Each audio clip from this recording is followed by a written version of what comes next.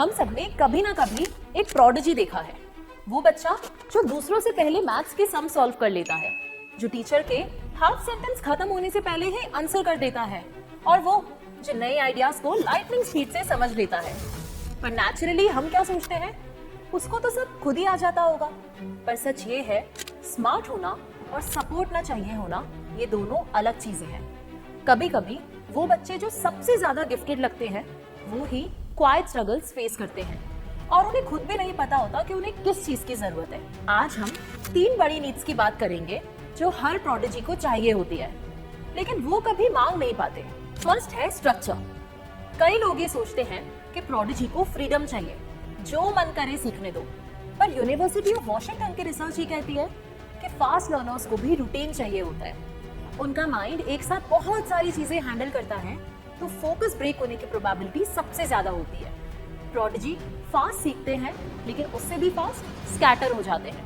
वो एक चैप्टर शुरू करते हैं, फिर नया चैप्टर खोल देते हैं, एक प्रॉब्लम सॉल्व करते हैं, फिर एक नए आइडिया को ट्राई करने लगते हैं। ये लेजीनेस नहीं होती, इसे ओवर स्टिमुलेशन कहते हैं। इन जनरल गिफ्टेड किड्स का बोर्डम टॉलरेंस लो होता है। इजी चीजें उन्हें इरिटेट करती हैं, हार्ड चीजें एक्साइट करती हैं।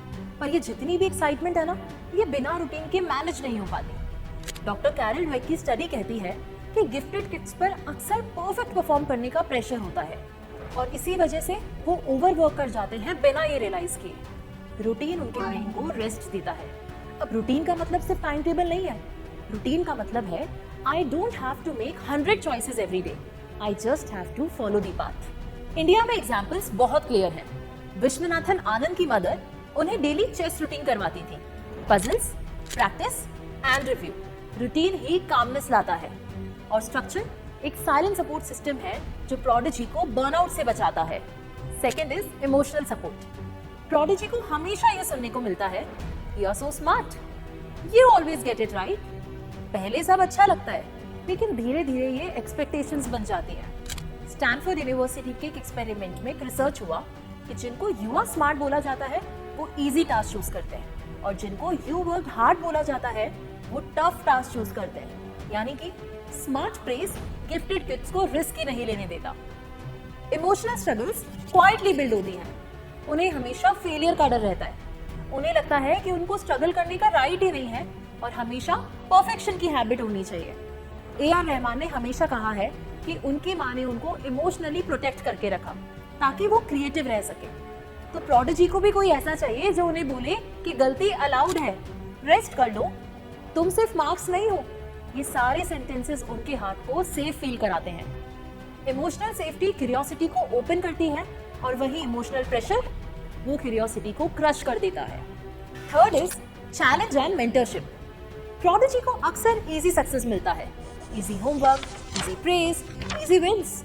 लेकिन इजी सक्सेस एक साइलेंट ट्रैप है। साइकोलॉजिस्ट एलन विनर कहती है, गिफ्टेड किड्स जिनको इजी प्रेज मिलता है, वो रियल चैलेंज में फ्रीज कर जाते हैं। इसलिए प्रोडिजी को चाहिए real challenge, hard puzzles, deep problems and complex task जो उनको एक्टिवली स्ट्रेच करे। और उन्हें मेंटर चाहिए, एक ऐसा पर्सन जो उनकी स्पीड समझ सके, उनकी डेप्थ समझ सके, और उन्हें राइट डायरेक्शन और चैलेंज दे। तुम अमेजिंग हो, पर तुम और अमेजिंग बन सकते हो। इंडिया में ऐसे बहुत सारे स्ट्रॉन्ग एग्जाम्पल्स हैं। सचिन तेंदुलकर और आश्रेकर सर।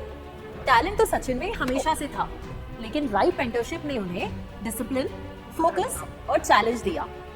रामानुजन का रॉ जीनियस हार्डी के स्ट्रक्चर से वर्ल्ड क्लास मैथ्स में बदला। मेंटरशिप ने उनके ब्रिलियंस को राइट डायरेक्शन दिया। चैलेंज और मेंटरशिप लॉन्ग टर्म ग्रोथ का इंजन है।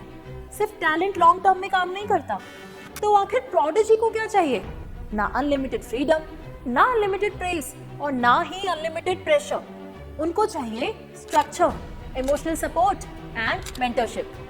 ये 3 चीजें उनके ब्रिलियंस को लिमिट नहीं करती, बल्कि उसे स्ट्रॉन्ग बनाती हैं। हमें सिर्फ इन टैलेंटेड बच्चों के मेंटल नहीं, बल्कि इमोशनल स्ट्रेंथ पर भी उतना ही फोकस करना पड़ेगा। प्रोडिजी से फास्ट ब्रेन नहीं होता, वो एक पूरा इंसान होता है। और जब इंसान ग्रो करता है, तो टैलेंट नेचुरली शाइन करता है, स्लो, स्टीडी एंड ब्यूटीफुल।